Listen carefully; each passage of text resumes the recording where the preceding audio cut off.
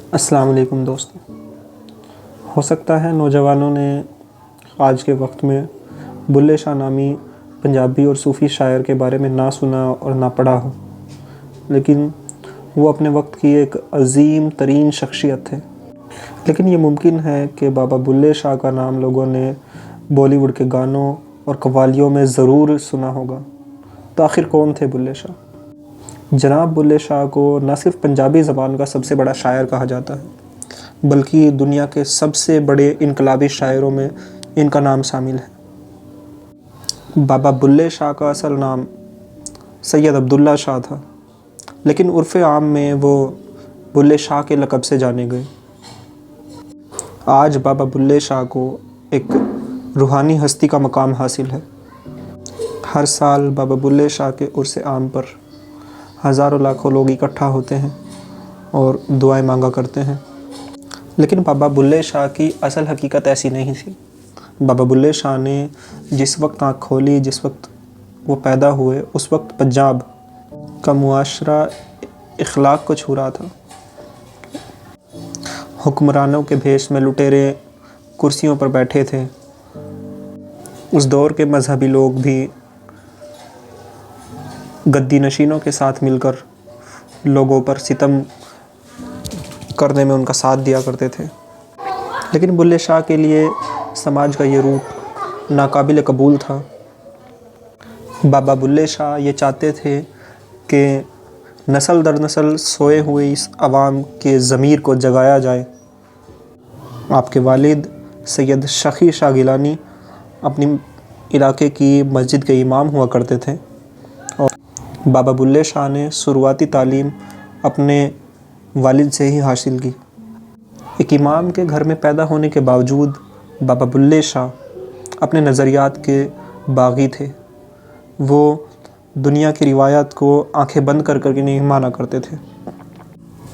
بابا بلے شاہ زمانے کے جھوٹ کو برداشت نہیں کر سکتے تھے، اور اس زمانے کے عظیم ترین لوگوں نے ان پہ کافی سارے جھوٹے الزام بھی لگائے، انہیں بدنام کرنے کی کوششیں کی۔ کہا یہ جاتا ہے کہ بابا بلے شاہ رقص اور موسیقی کے بہت بڑے دیوانے تھے، اور انہوں نے قصور شہر کی ایک مشہور رقاصہ سے رقص سیکھا، اور بعد میں انہوں نے گوالیار شہر کی ایک اور رقاصہ سے رقص سیکھا۔ اس زمانے کے لوگوں نے بہت سنگین باتیں بابا بلے شاہ کے بارے میں کہی ہیں کہ بابا بلے شاہ رقاصاؤں سے بہت زیادہ گھلتے ملتے تھے، اور ساتھ ہی ساتھ خواجہ سراہوں سے بھی کافی زیادہ گھلا ملا کرتے تھے، اور چوراہوں پر ان کے ساتھ میں ناچ گانا کیا کرتے تھے۔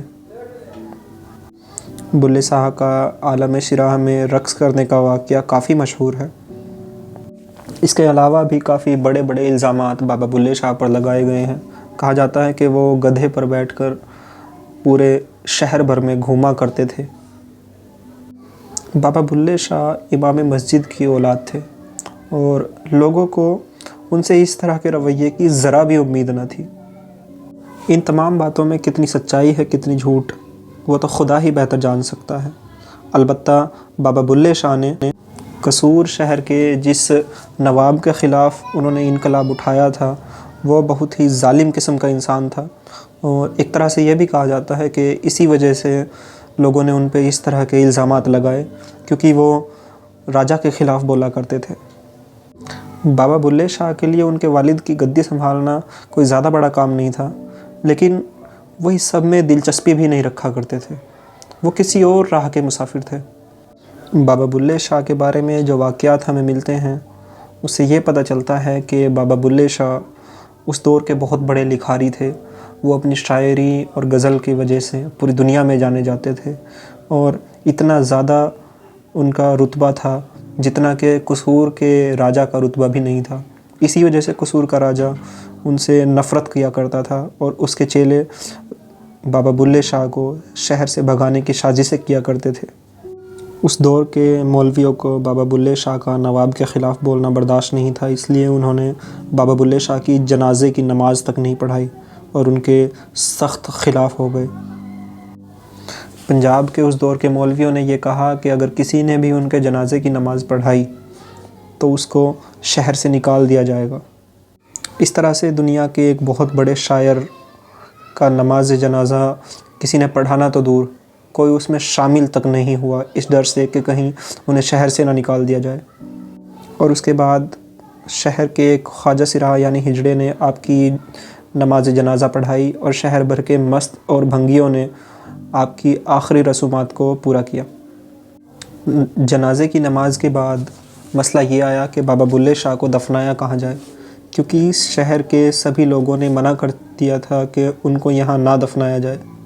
इसीलिए बहालात मजबूरी उनको कसूर शहर से काफ़ी दूर एक वीराने में दफना दिया गया और बाबा बुल्ले शाह की कब्र के इर्द गिर्द शहर फैलता गया और आज बुल्ले शाह का शहर ही असल कसूर कहलाता है।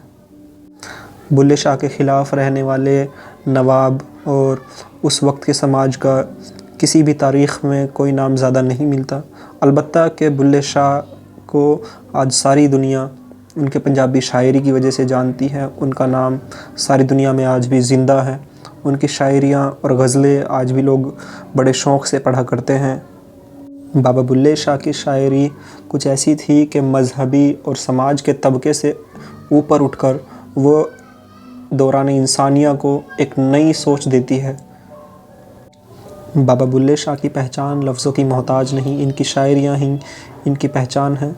और आने वाले वक्त में अपने हुकूक़ की खातिर लड़ने वाले इनकलाबी लोगों के लिए इनकी शायरियाँ हमेशा एक हौसला अफजाई का सबब बनती रहेंगी। आपके लिए इतनी खूबसूरत वीडियो बनाने के लिए एक लाइक तो बनता है, तो प्लीज़ लाइक करें और सब्सक्राइब करें ताकि आप हमें दोबारा भी ढूंढ सकें। अल्लाह हाफ़िज़।